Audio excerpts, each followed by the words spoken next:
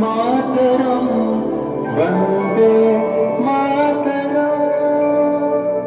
1908 সালের 11ই আগস্ট কিংসফোর্ডে বন্দে মাতরম বলার দোষে যে বালককে পেট মারার হুকুম দিলেন ব্রিটিশ সরকার, তারই পক্ষে দাঁড়িয়ে ক্ষুদিরাম বসু ও প্রফুল্ল চাকি সাহেবের কিটেন গাড়ি লক্ষ্য করে বোমা চালালেন মুজাফফরপুরে। সাহেব নিহত হলেন না, তবু নাবালক ক্ষুদিরামকে ফাঁসির হুকুম দেয়া হলো। জননী গুলো তুলে পক্ষে শান্তনবাস দেহ তুলে চোখে কাঁদেছে তব চরণ তলে 30 কোটি নরনারী।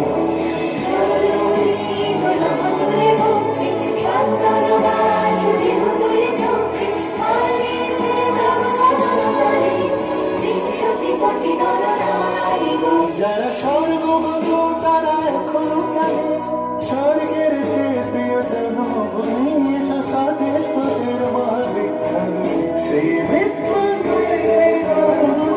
যারা জীর্ণ জাতির বুকে জাগানো আশা মন মনের মুখে জোগালো ভাষা।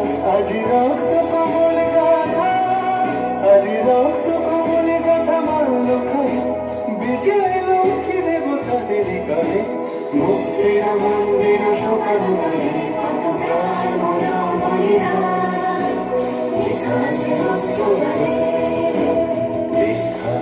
আছে অস্ত্র জলে। 9 সেপ্টেম্বর 1915 ইংরেজদের সঙ্গে সম্মুখ সমরের স্বাধীনতা ছিনিয়ে নিতে অস্ত্র আনার পরিকল্পনা করেন যতীন্দ্রনাথ মুখোপাধ্যায়। বালেশ্বরে সঙ্গীদের নিয়ে জাহাজ থেকে সেই অস্ত্র নামাতে গেলে ইংরেজ বাহিনী তাদের ঘিরে ফেলে। বুড়িবালমের তীরে লড়াই বাঁধে বিরাট ইংরেজ বাহিনীর বনাম বাঘা যতীন ও তার 4 সতীর্থদের। এককালে শুধু গোজারি হাতে যিনি বাঘ মেরেছিলেন, সেই বীর সেদিন লুটিয়ে পড়লেন। আমি হাসি হাসি পড়ব ফাঁসি দেখবে ভারতবাসী। ও মা হাসি হাসি পড়ব ফাঁসি দেখবে ভারতবাসী। একবার বিদায় দে মা ঘুরে আসি। 18 এপ্রিল মাস্টারদা সূর্য সেন ও তার 65 জন শিষ্য মিলে পরিকল্পনা করে চট্টগ্রামে ব্রিটিশ পুলিশের অস্ত্রাগার লুট করে এবং তারপরে লুকিয়ে আশ্রয় নেন জালালাবাদ পাহাড়ে। এর 4 দিন পর ব্রিটিশ বাহিনী খুঁজে বার করে মাস্টারদা ও তার সঙ্গীদের। সেদিনের অস্তমিত সূর্য ছিল সূর্য সেনের রক্তের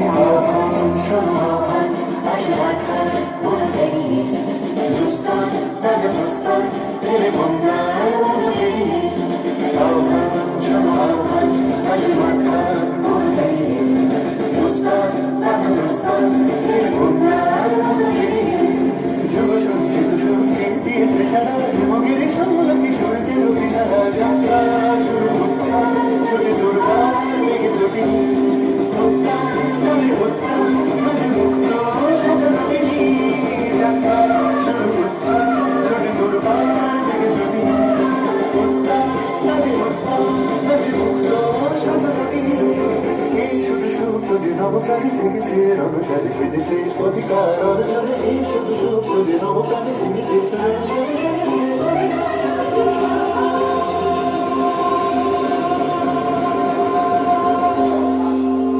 8 ডিসেম্বর 1930 বিনয় বসু, বাদল গুপ্ত, দীনেশ গুপ্ত সাহেবী পোশাকে ট্যাক্সি থেকে এসে নামলেন রাইটার্স বিল্ডিং এর সামনে।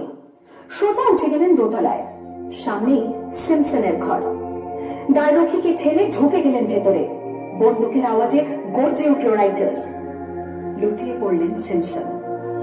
এরপর রাইটার্স বিল্ডিং এর অলিন্দ বারবার গর্জে উঠল বিপ্লবীদের গুলির শব্দে। তারপর টেগার্ড সাহেব তার বাহিনী নিয়ে ঘিরে ফেললেন বিনয়, বাদল, দীনেশকে।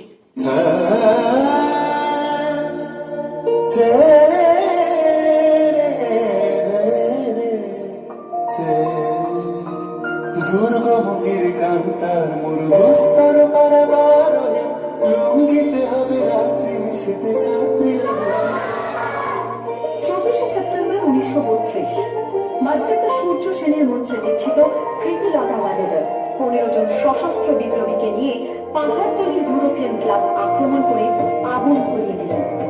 ভারতীয় ইতিহাসের স্বাভিমানী মহারানীদের মতো নিজের আত্মমর্যাদা অক্ষুণ্ণ রাখতে সেদিন প্রীতিলতা ওয়াদেদার পটাশিয়াম সায়ানাইড খেয়েছিলেন ব্রিটিশ পুলিশদের সামনে।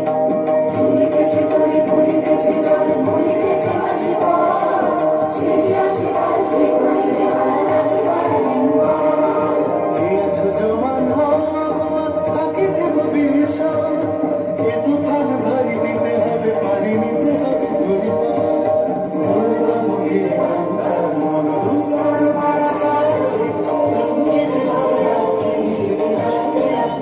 খুশিয়া 29 সেপ্টেম্বর 1942 টন্ডিকের মাটিতে কয়েক হাজার ভারতীয়কে নিয়ে যিনি পুলিশ স্টেশন ঘেরাও করার লক্ষ্যে হেঁটেছিলেন, সেই সত্যরুদ্ধ মাতঙ্গী নেতাজিরা পুলিশের নির্মম গুলিচালনা ও লাঠিচার্জ সত্ত্বেও তার হাতের পতাকাটি মাটিতে টিকে দেননি। আর ঠিক তার পরের বছর 1943-এর 30শে ডিসেম্বর জাপান সরকারের অধীনে থাকা আন্দামান দ্বীপ সেদিন হস্তান্তর করা হলো ইন্ডিয়ান ন্যাশনাল আর্মিকে। পোর্টব্লেয়ারের মাঝে তিরঙ্গা পতাকা তুললেন সুভাষচন্দ্র। এটাই স্বাধীন ভারতের মাটিতে প্রথম তেরঙ্গা ঝান্ডা। আইএনএর commander in chief Subhas Chandra Bose হলেন ভারত, যাকে স্বীকৃতি দিয়েছিল 18টি দেশ।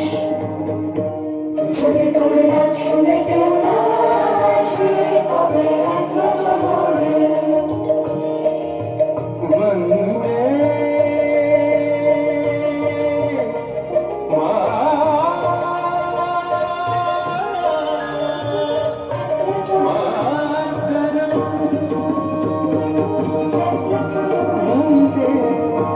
वंदे मातरम